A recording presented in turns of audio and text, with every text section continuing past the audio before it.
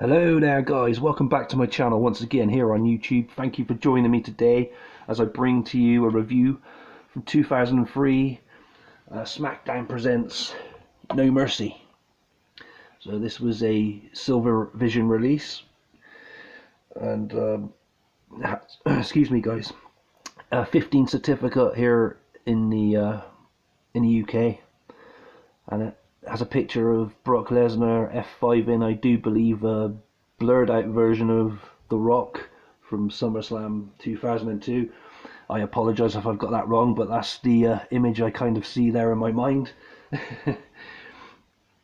So let's have another look at this then. So the spine makes up for the when you get all 12 pay-per-views from that year, the 2003 logo with various superstars in the picture, and there's a bit of Stacy Keibler's arm and hand there, and Trish Stratus' head from the number 3, and I don't know what that part is there.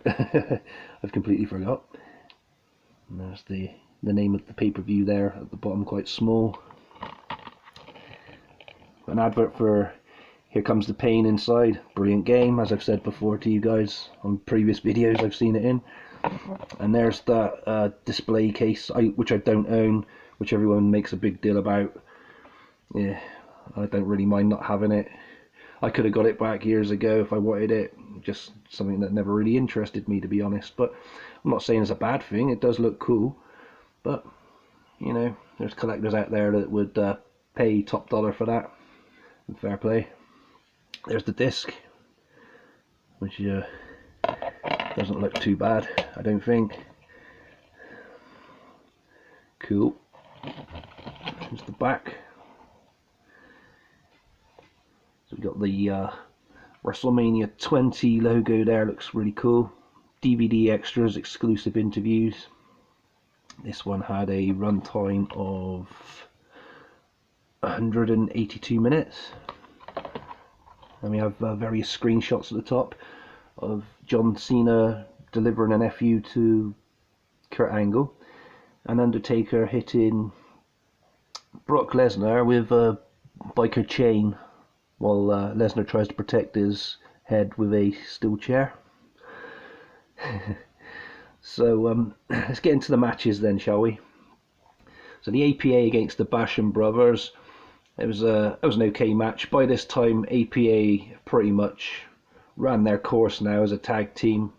They were a good tag team, don't get me wrong, but this is where they start to, you start to see Bradshaw transform as his hair's now growing out into his natural blondie brown kind of colour, no more black hair, and building up to him for the next 6 months or so, leading to, main event kind of level, because as you'd know, he'd go on in 2004 to become WWE champion.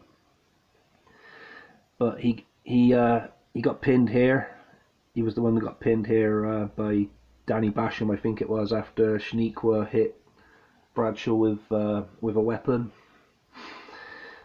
So that match was okay, I guess. Then we had Zach Gowen against Matt Hardy, and Matt Hardy had help with Shannon Moore on the outside. Didn't really need to, but you know what he's like. V1 as he was back then. Zach Gowen done pretty well. Pulled off some inspirational moves, and managed to pick up the victory with a moonsault, I think it was. Cool, very cool stuff. We had Chris Benoit against A-Train. I didn't mind this match too much. I thought it was going to be a bit sloppy, but it wasn't, not really. There was a spot in the match that made me cringe a bit. I don't know if it was deliberate, but it seemed A-Train, when he brought a steel chair in, he kind of had Chris Benoit up in the air, and from what I could describe of it, he didn't realise the chair was there. He kind of slipped on it and dropped Chris Benoit, and Benoit landed on his head stroke neck, which kind of made me cringe a bit. But that could have just been a part of the match. But if you watch that match back, you'll see what I mean. It was a bit and it was good to see Benoit pick up the victory with the sharpshooter. We had Tajiri defending his Cruiserweight Championship against Rey Mysterio. Very good match. I did enjoy this one a lot. And Tajiri had changed divisions because a few months prior to this he was wrestling for the United States Championship, and he's obviously jumped over to the Cruiserweight division now, and in that time has also became Cruiserweight champ. But these two did deliver probably one of the best matches of the night. A bit of a letdown with the finish though, because we had some fans come in and help Tajiri pick up the victory to retain the Cruiserweight Championship. The fans, I can't remember their names. I think one of them was Jimmy Wang Yang. I could be wrong, but yeah, they were. They did associate their stuff with Tajiri for a while after this, around this time. Please excuse me today, guys. I got a bit of a cold, so my throat's a bit growly. Next up, we had a US Championship match, Eddie Guerrero against Big Show, and this did seem a bit unfair. Looking back at it then, and it did at the time when I was watching it, when it was happening back then, I thought to myself, Eddie Guerrero doesn't really stand a chance against Big Show. But looking at Eddie's build though, he's really toned and muscular going into this match, and Eddie Guerrero, being Eddie Guerrero, tried to lie, cheat and steal his way to victory, from like removing turnbuckle pads to using brass knuckles and other little ways to try and pick up the victory against Big Show.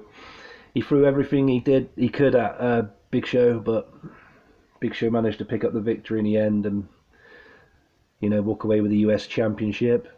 And then it wasn't long after this, Eddie Guerrero would go on to win the... Oh, sorry, there's a bit of glare there, guys, because the sun's just beaming through now. Sorry, as I was saying, it wasn't long after this that Eddie Guerrero would go on to become WWE champion after his match with Brock Lesnar at the 2004 No Way Out. I was going to get it confused with No Mercy and say that again then. Sorry, guys. Oh, and I also should have said this is from October 19th. You obviously know it's 2003, from Baltimore, Maryland. I should have pointed that out earlier. Sorry, guys. But yeah. Then we had the first ever father-daughter I Quit match. So Stephanie McMahon with her mum Linda McMahon against Mr. McMahon with Sable.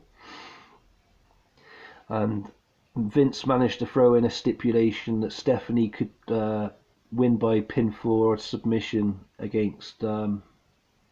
McMahon, but he had to make her quit to win. She did very well, Stephanie, against her father. Looked like she was going to pick up the W, but in the end he choked poor Stephanie out with a pole or a bar, I think it was, like an iron bar, and Linda McMahon threw a towel in for her daughter to lose, so Mr. McMahon regained control of SmackDown, I think it was at this point. I think that's what they were fighting over. I completely forgot what it was they were fighting over now. I should have remembered that one, but yeah, sorry guys. But yeah, I think it was control of SmackDown. But let me know in the comments below if I'm wrong, because I know what I'm like with these pay-per-views as of late. My memory's like a sieve. Next up we had Kurt Angle versus John Cena, and the build up to this was pretty good. The promos that they did, especially Kurt Angle trying to rap, and that was quite fun in the weeks leading up to this match. And he also wrestled a small person dressed as Kurt Angle while he was dressed as John Cena, if that makes sense, which pissed Cena off and caused Cena to come out and confront him about. Good stuff, good little storyline. I did enjoy that. And the match itself wasn't too bad. We had Kurt Angle picking up the victory after making John Cena tap out, I do believe, to the Angle lock. Then we had the main event, which was the first ever biker chain match for the WWE Championship. So for the second year running, the main event of No Mercy was exactly the same championship on the line with exactly the same participants. So it was Undertaker against Brock Lesnar again. But as I said just now, first time ever biker chain match this time. So the object of this match, if you haven't ever watched this, you get a big pole in the corner of the ring.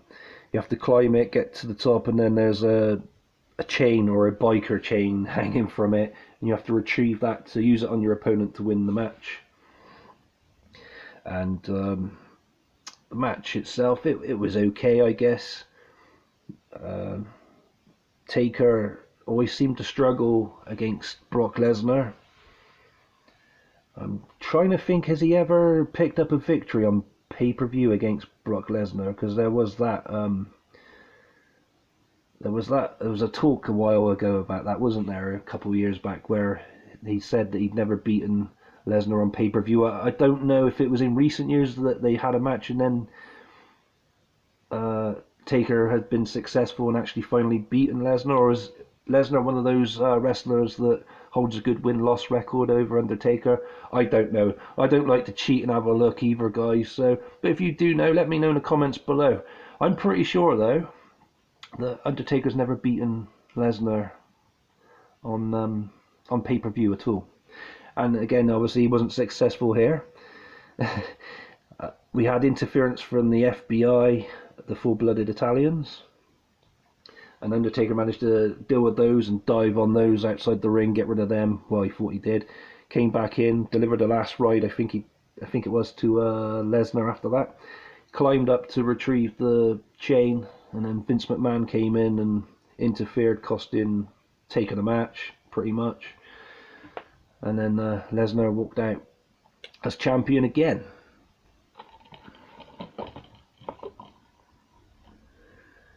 And there you have it, guys. That's No Mercy from 2003. I'm going to give this a score of 7.5 out of 10. It's definitely a good pay-per-view, worth picking up. It's the first time it was a SmackDown exclusive as well. And I wish they continued to do the brand exclusive pay-per-views even to this day, because that was more fun, I thought, rather than combining everything together again, thanks to that disastrous December to Dismember from 2006. But enough said about that. It's a story for another day. Yes, please feel free to like, comment, and subscribe if you haven't done so already. Hashtag New Breed, and peace to all of you guys. You take good care of yourselves, and I'll see you again. Thank you for joining me. Goodbye.